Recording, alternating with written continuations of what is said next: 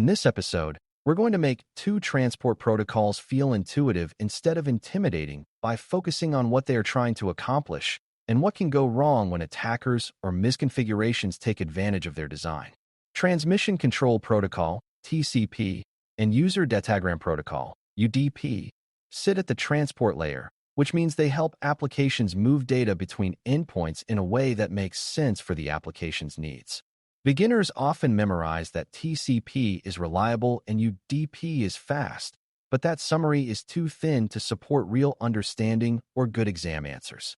What matters is how each protocol handles sessions, how it tracks state, how it reacts to loss and congestion, and how attackers abuse those behaviors.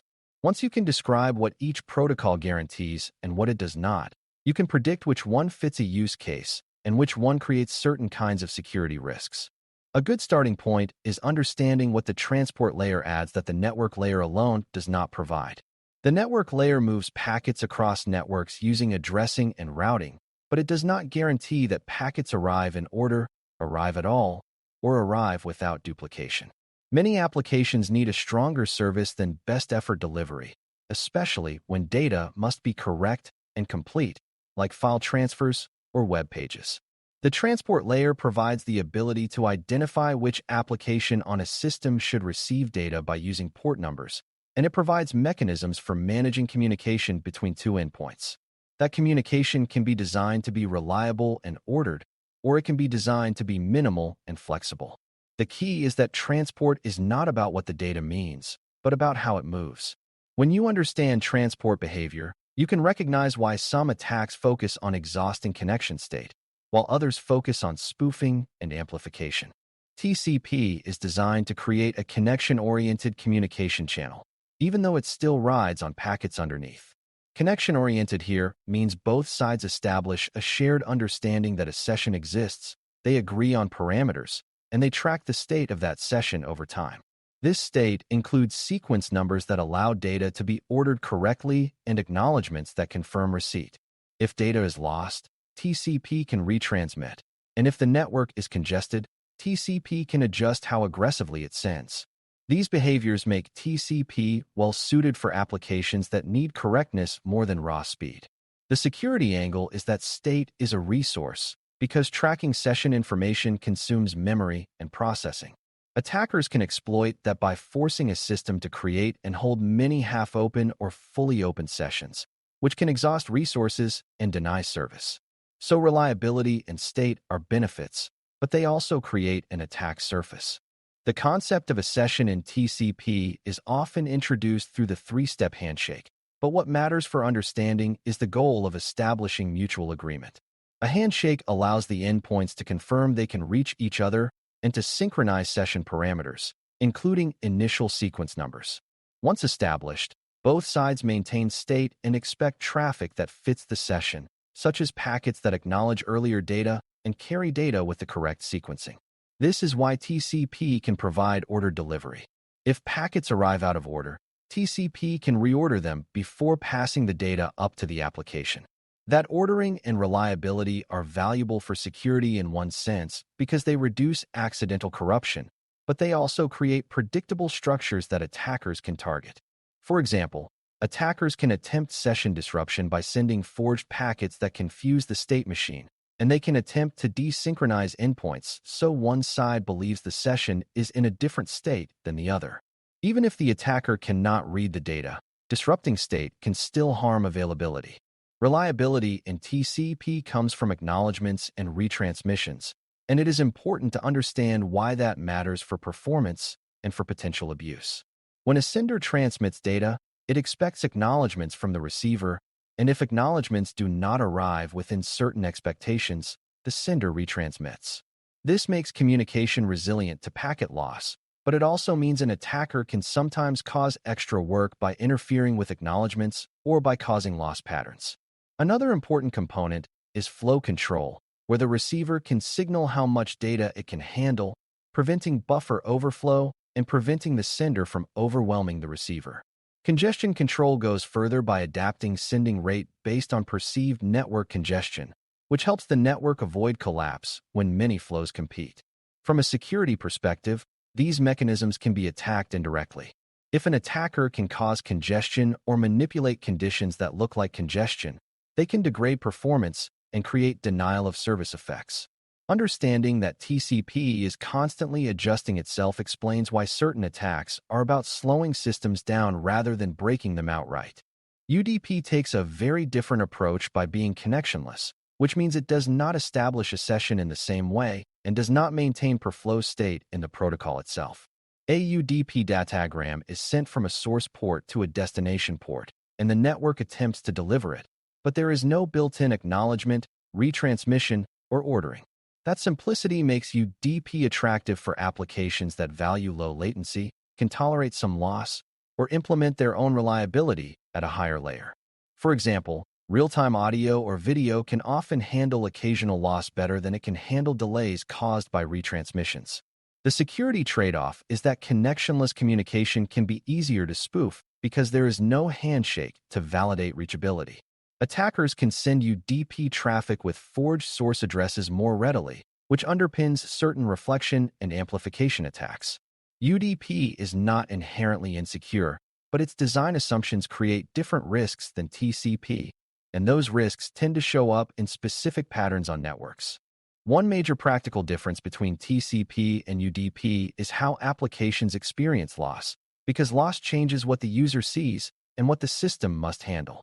With TCP, loss is hidden from the application to a large extent because the protocol retransmits and preserves order, which means the application often sees a clean stream, even when the network is imperfect.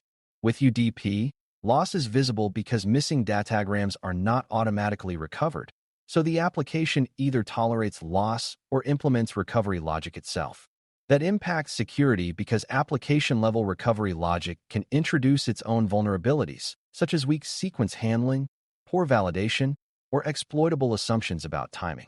It also impacts detection because TCP problems often show up as slowdowns and retransmissions, while UDP problems often show up as missing data and jitter. In exam scenarios, recognizing which protocol's behavior matches the described symptoms can guide you to the right diagnosis. If the story includes orderly delivery and session setup, think TCP. If it includes simple one-way messages and a tolerance for loss, think UDP. Sessions and state create a direct connection to denial of service risks, because attackers often choose strategies that exploit what a system must remember.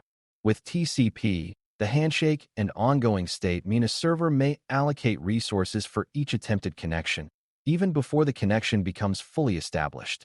That allocation can be abused by sending many connection attempts that never complete, forcing the server to hold half-open state. Even fully established connections can be abused if an attacker opens many connections and keeps them alive, consuming resources that legitimate users need. With UDP, the server typically does not hold the same kind of per-connection state at the transport layer, but that does not mean it is immune to denial of service. Instead, UDP services can be flooded with datagrams, consuming bandwidth and processing capacity. Attackers can also exploit the ease of source spoofing to create floods that are difficult to trace. The general beginner rule is that stateful protocols can be attacked by exhausting state, while stateless protocols can be attacked by volume and by spoofing-based techniques. Reflection and amplification are common UDP abuse patterns, and understanding them at a conceptual level will help you reason about why they happen. Reflection means the attacker sends a request to a third-party server with a forged source address that appears to be the victim. The third-party server then sends the response to the victim, effectively reflecting traffic toward the target without the attacker sending all of it directly. Amplification means the response is larger than the request, so the attacker's small request generates a larger amount of traffic to the victim, multiplying impact. UDP makes these patterns easier because many UDP services will respond without verifying that the source address is real, since there is no handshake. The attacker is abusing trust in source addressing. The security lesson is that not all attacks require breaking into systems. Some attacks weaponize normal protocol behavior to overwhelm targets. This is why controlling which UDP services are exposed and how they respond can be critical, even if the service itself is not vulnerable in the usual sense. Another abuse pattern to understand is scanning and service discovery, where attackers probe systems to see what is listening on which ports and what behaviors they show. Both TCP and UDP can be scanned, but scanning looks different because the protocols respond differently. TCP scanning often relies on observing how a system responds to connection attempts, such as whether it accepts connections, refuses them, or silently drops traffic. Because TCP has more structured responses, scanners can learn a lot from the handshake behavior and from error responses. UDP scanning can be trickier because many UDP services may not respond at all when probed incorrectly, and silence can mean either closed or filtered. Attackers often adapt by sending protocol-specific probes to elicit responses from known services. For defenders and exam reasoning, the important idea is that open ports and predictable responses can reveal your attack surface. Even if you are not discussing tools, you can understand that services that respond to anyone on the internet provide information and potential entry points. Reducing exposed services and monitoring unusual probing activity are key ways to reduce this risk. TCP introduces additional session-related concerns, such as how connections are closed and how systems handle unusual sequences of packets. A clean closure is a coordinated process that ensures both sides agree the session is ending, but attackers can attempt to disrupt or prematurely end sessions by sending forged control packets. Even without deep packet crafting knowledge, you can understand the principle. If an attacker can inject traffic that appears to be part of a session, they may be able to influence that session state. Modern networks and security controls reduce many of these risks, but the exam often expects you to understand that session state can be manipulated, especially in poorly protected environments. Another concern is that long-lived TCP sessions can be attractive targets because they represent stable channels for data transfer. If an attacker can hijack a session, they may gain ongoing access without needing to authenticate again at the application layer, depending on how the application handles session tokens. The lesson is that transport sessions and application sessions are different, but they can interact, and weaknesses at one layer can make the other more vulnerable. Reliability also changes how attackers can hide, because the protocol you choose affects what defenders observe and what patterns look normal.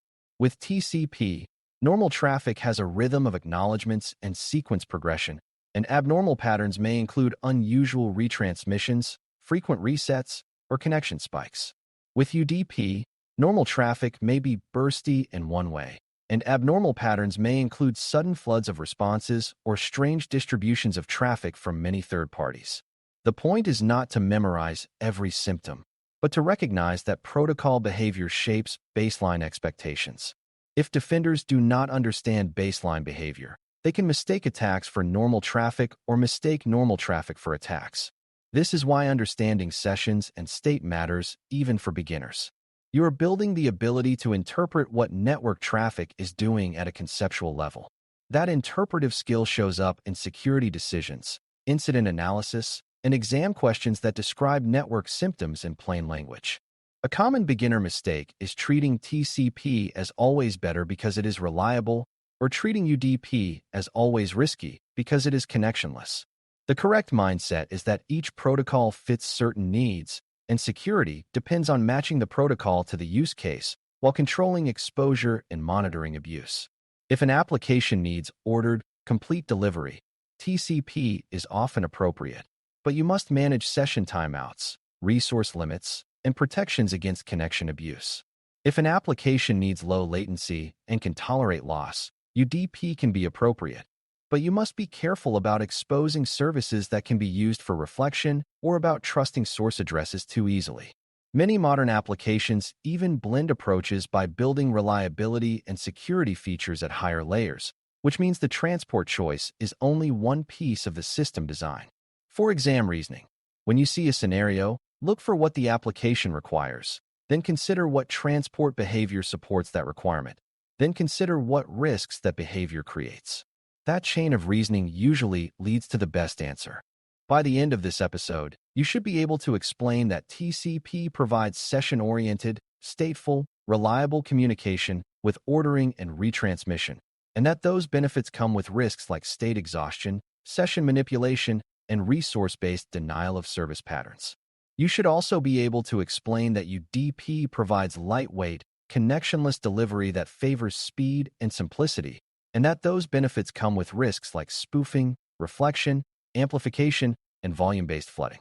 Understanding sessions, state, and reliability is not just a networking skill, because it is a security skill that helps you predict how attacks work and how defenses should be shaped.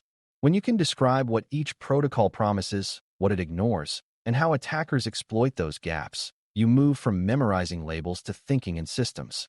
That systems thinking is exactly what makes network security topics feel coherent as you progress through routing, name resolution, and service control in the episodes ahead. Thanks for listening. For more audio courses, daily newsletters, and more, please visit baremetalcyber.com.